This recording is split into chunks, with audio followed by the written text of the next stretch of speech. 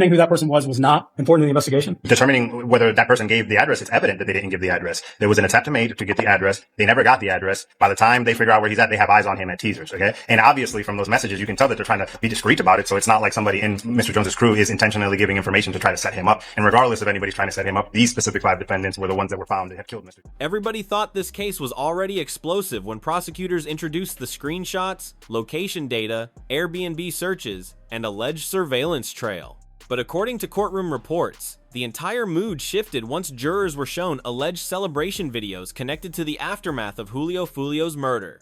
And prosecutors are building a case that feels less like traditional testimony and more like a digital timeline reconstructed straight from the suspect's own devices.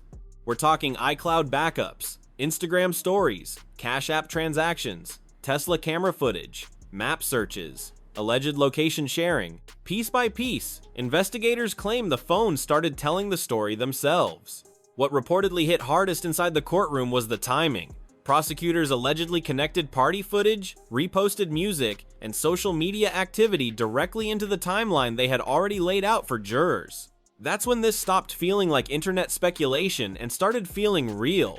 And according to people following the trial closely, the prosecution may still have even more evidence left to present.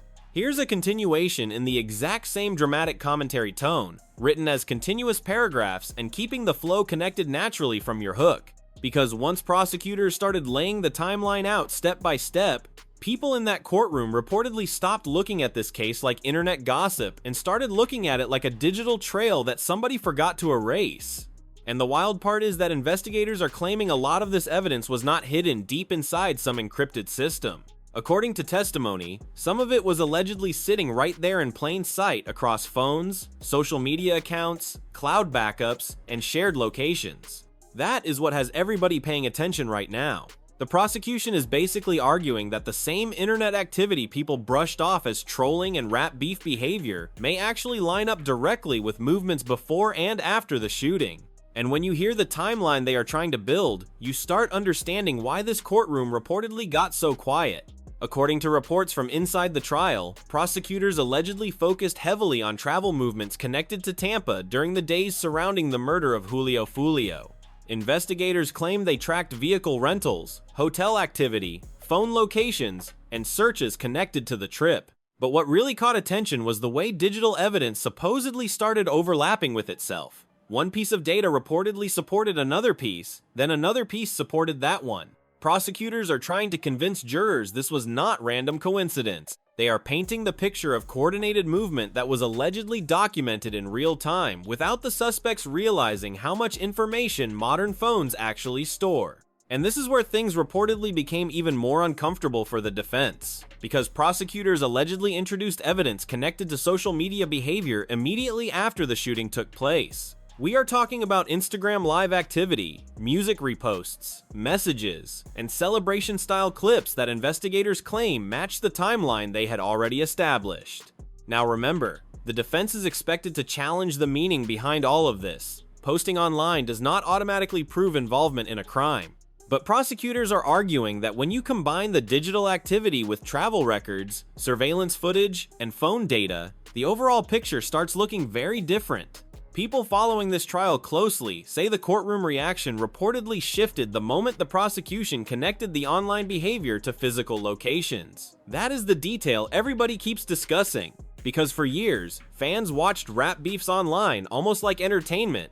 Diss songs, sneak disses, live stream taunts, comment sections full of threats. People became numb to it. But prosecutors are now allegedly placing that same online energy beside evidence tied to an actual homicide investigation, and suddenly the posts do not look like jokes anymore. They look like timestamps. What makes this entire situation even crazier is the amount of technology investigators allegedly use to build their timeline.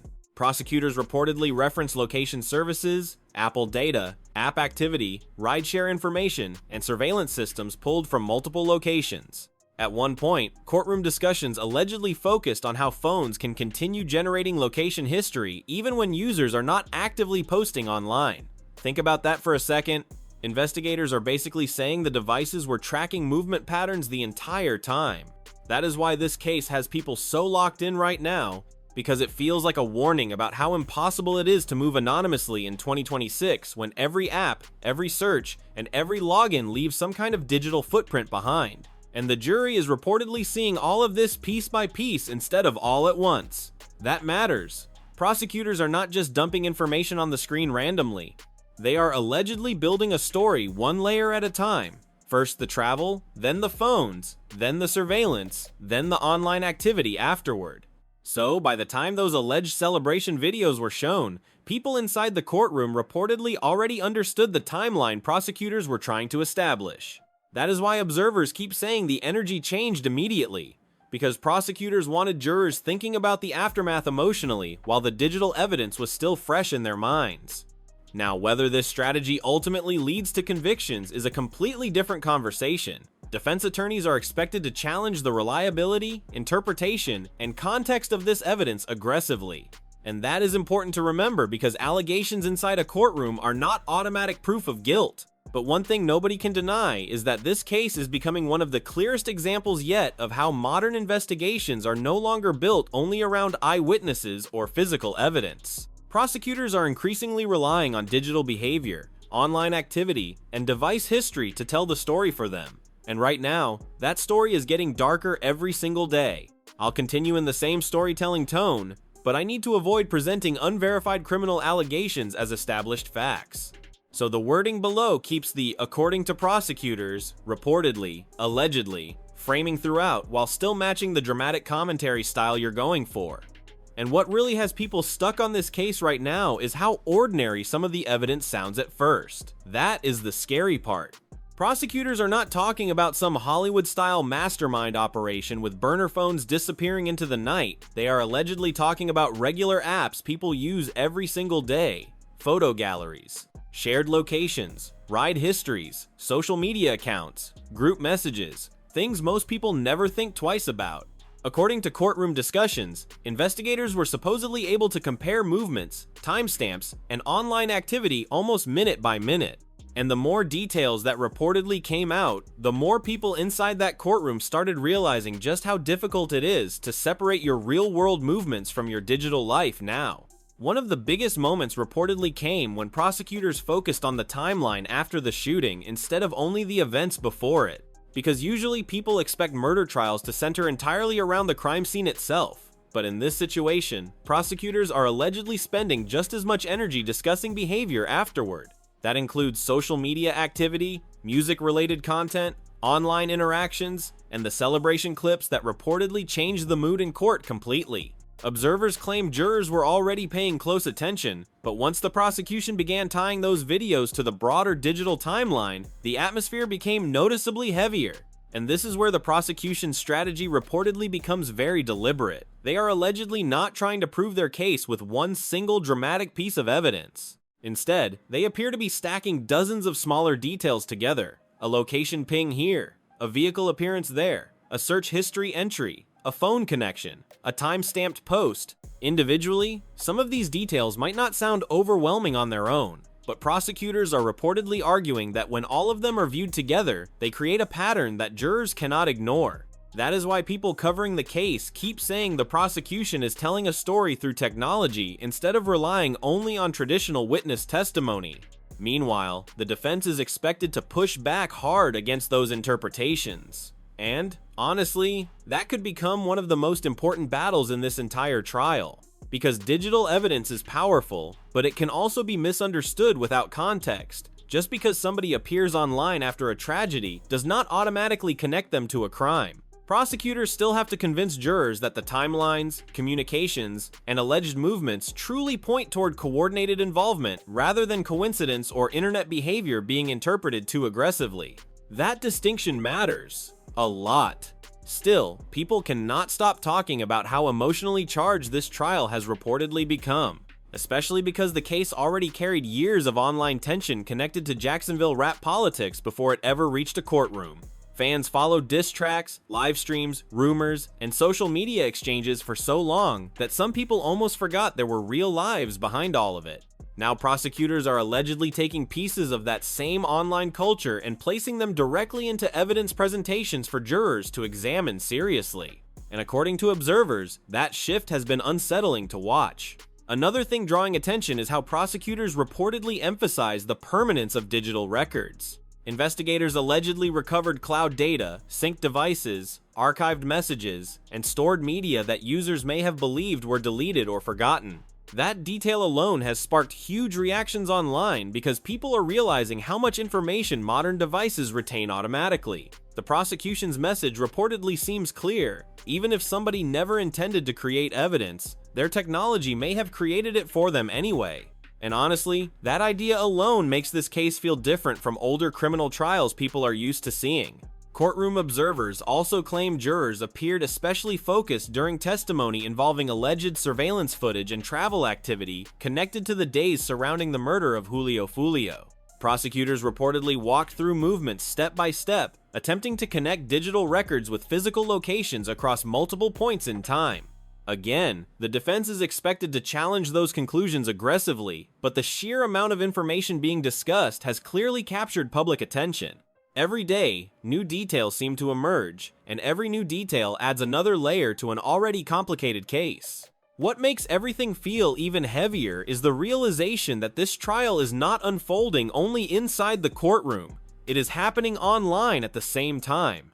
Every testimony clip, every reported detail, every alleged piece of evidence spreads across social media within minutes.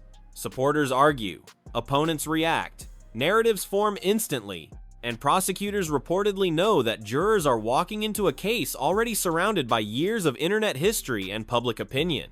That creates enormous pressure on everybody involved. Right now, though, the biggest question remains whether the prosecution's digital timeline will ultimately hold together under scrutiny once the defense fully responds. Because dramatic evidence presentations can create strong reactions, but courtrooms are still supposed to be about proof, context, and reasonable doubt. And as this trial keeps unfolding, people are realizing they may be watching one of the clearest examples yet of how social media culture, rap politics, and modern technology can collide inside a murder investigation in ways nobody fully understood before. And the deeper this trial reportedly goes, the more people are starting to realize that prosecutors are not only presenting evidence, they are presenting a narrative about how modern street conflicts allegedly evolve online long before violence ever happens in real life. According to courtroom observers, prosecutors have repeatedly pointed towards social media interactions, music references, and online exchanges as part of a larger atmosphere surrounding the case. They are essentially arguing that the internet did not just document the tension. In some ways, it may have amplified it publicly for years. That is one reason this trial has captured so much attention outside the courtroom too, because people are watching prosecutors attempt to connect digital culture directly to alleged real-world consequences. What reportedly shocked many observers was how calm and methodical the evidence presentation supposedly became after the emotional reaction to the celebration clips shown to jurors. Instead of leaning fully into dramatic moments, prosecutors allegedly returned to timelines, maps, phone records, and travel data almost immediately afterward. That pacing appears intentional. Legal analysts following the case say prosecutors may be trying to balance emotional impact with technical evidence, so jurors stay focused on the broader sequence of events rather than reacting only emotionally. And honestly, that strategy seems to be working because people leaving the courtroom reportedly keep describing the prosecution's presentation as organized, layered, and difficult to ignore. At the center of everything is still the murder of Julio Foolio, a case that already carried enormous public attention before opening statements ever began. Years of rap feuds, online arguments, diss tracks, and public taunting had already created a non-stop cycle of speculation online. But prosecutors are now reportedly asking jurors to separate internet entertainment from actual evidence. That may sound simple, but it is probably one of the hardest parts of this entire trial. Because so many people followed these conflicts online for years that opinions were formed long before any evidence was introduced in court. According to reports, prosecutors allegedly spent additional time discussing communication patterns between individuals connected to the investigation. They reportedly analyzed call histories, message activity, and periods where multiple devices appeared to move in similar directions. Again, the defense is expected to challenge those conclusions aggressively, especially regarding interpretation and context. But prosecutors are reportedly arguing that the overlap between the digital activity and physical movement is too significant to dismiss as coincidence. That is the argument jurors are now being asked to consider very carefully. And this is where the case reportedly starts feeling less like a traditional courtroom drama and more like a reflection of how technology records human behavior constantly without people fully understanding it. Think about everything modern phones track automatically: location history, Wi-Fi connections, metadata attached to photos and videos, app logins, search activity. Prosecutors are allegedly pulling from all of those areas to reconstruct timelines with incredible detail. Courtroom observers say some jurors appeared visibly surprised at how much information investigators were reportedly able to recover from devices and cloud systems. Meanwhile, outside the courtroom, social media reactions continue getting more intense by the day. Every new testimony update sparks arguments instantly. Some people believe the prosecution's case is becoming stronger with each witness. Others argue the public is reacting emotionally before hearing the full defense response. That split reaction is important because high-profile cases tied to rap culture often become emotional online very quickly. People choose sides based on music affiliations, city politics, or internet loyalty instead of waiting for court proceedings to fully play out. And prosecutors reportedly seem aware of that reality because they continue emphasizing physical evidence and digital records over speculation. Another detail reportedly drawing attention is how investigators allegedly connected movements across multiple locations during the period surrounding the shooting. Prosecutors are said to have used surveillance footage, travel records, and device activity to support their timeline. According to observers, the prosecution repeatedly returned to the idea that digital evidence can create patterns that are difficult to erase once investigators begin comparing different data sources together. One app alone might not prove much. One message alone might not prove much either. But prosecutors allegedly believe the combined pattern tells a very different story. Still, despite all the dramatic testimony and public reaction, legal experts continue reminding people that the burden of proof remains extremely high in criminal court. Jurors are not supposed to decide cases based on online narratives or emotional reactions. They are supposed to examine whether prosecutors can prove their allegations beyond a reasonable doubt. And that is why the defense response could become one of the most critical phases of this entire trial. Challenging timelines, questioning interpretations, and offering alternative explanations may ultimately shape how jurors view all this digital evidence.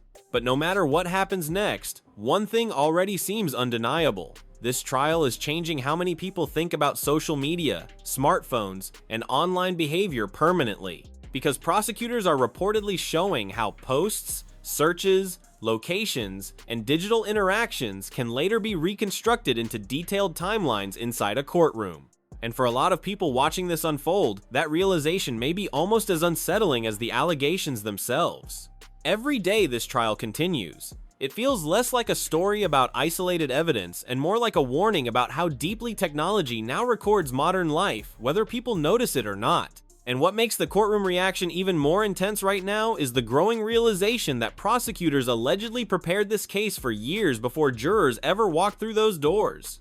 According to people following the proceedings closely, investigators reportedly spent an enormous amount of time organizing digital records, surveillance footage, travel information, and communication histories into one connected timeline. That matters because when evidence gets presented in fragments, it can feel confusing.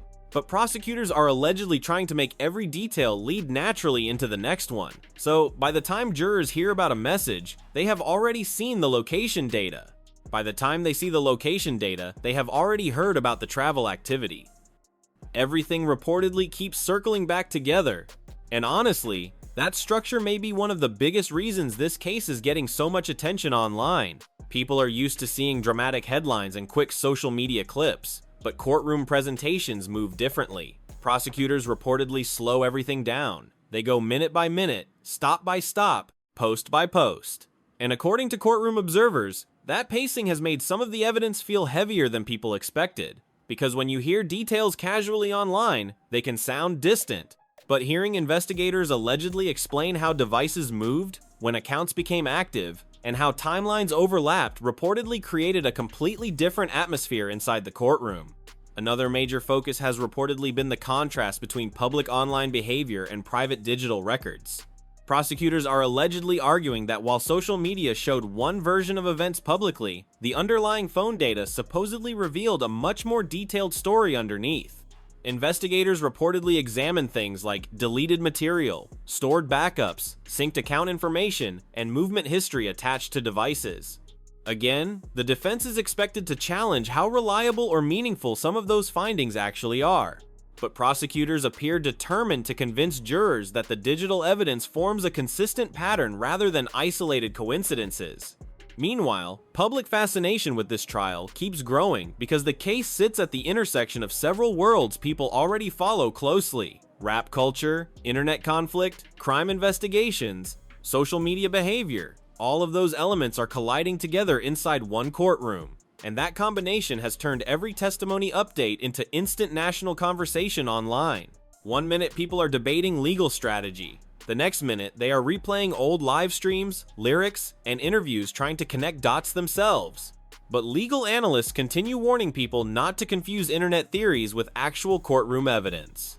Prosecutors still have to prove their allegations under strict legal standards no matter how strong public reactions become. Courtroom observers also say prosecutors reportedly placed heavy emphasis on timing throughout recent testimony. Not just where devices allegedly traveled, but exactly when activity occurred before and after the murder of Foolio. According to reports, investigators attempted to line up movements, communications, and online behavior within narrow windows of time. That level of detail reportedly caught jurors' attention because it allowed prosecutors to present the timeline almost like a sequence of connected events rather than unrelated pieces of information scattered randomly across different days. And then there is the emotional side of this trial, which prosecutors reportedly seem very aware of, because beyond all the technical evidence, this case also involves a public feud that played out online for years. Fans watched the insults escalate. They watched diss songs spread across platforms. They watched live streams and social media posts fuel arguments constantly. But now jurors are reportedly being asked to examine whether any of that online hostility connects directly to criminal conduct. That shift from entertainment to legal scrutiny may be one of the most uncomfortable aspects of this entire case for people who followed the drama casually online before the trial started. At the same time, defense attorneys are expected to continue arguing that prosecutors may be overinterpreting behavior that could have multiple explanations. That is a critical point in any case built heavily around digital evidence. Phones can reveal movements and activity, but interpretation still matters. A search history does not always prove intent. Online behavior does not automatically prove involvement, and location data alone may not explain why somebody traveled somewhere. Those are exactly the kinds of questions defense attorneys will likely keep pressing as the trial continues moving forward. Still, prosecutors reportedly believe the cumulative effect of the evidence is becoming difficult for jurors to ignore. According to courtroom discussions, investigators did not rely on one device or one account alone. They allegedly compared multiple data sources against each other repeatedly: surveillance footage against phone records against travel information against online activity. Prosecutors appear determined to show jurors that the overlap between those categories allegedly strengthens the reliability of the overall timeline they are presenting. Right now, though, the biggest reason this case continues dominating conversations is because it reflects something larger than one investigation alone. People are watching a courtroom attempt to translate internet culture into legal evidence in real time. Every post, every location ping, every uploaded video suddenly carries different weight once prosecutors place it onto a courtroom screen, and for many observers, that realization feels deeply unsettling. Because this trial is reminding everybody that modern technology does not just record memories anymore. According to investigators, it may also record enough information to reconstruct entire narratives years later, whether people intended to leave those trails behind or not. And honestly, this trial is starting to show people something bigger than just one case. Prosecutors are allegedly proving how impossible it is to separate real life from the digital world now. Every search, every location ping, every repost, every late-night message. According to courtroom testimony, investigators were able to build an entire timeline from devices people carry every single day without even thinking twice about it. That is the part making everybody uncomfortable right now. But I want to hear from you. Do you think prosecutors are presenting a strong digital case? Or do you think people online are reacting emotionally before the defense fully responds? Because this courtroom battle is far from over, and if the reports coming out are accurate, there may still be even more evidence left to show the jury.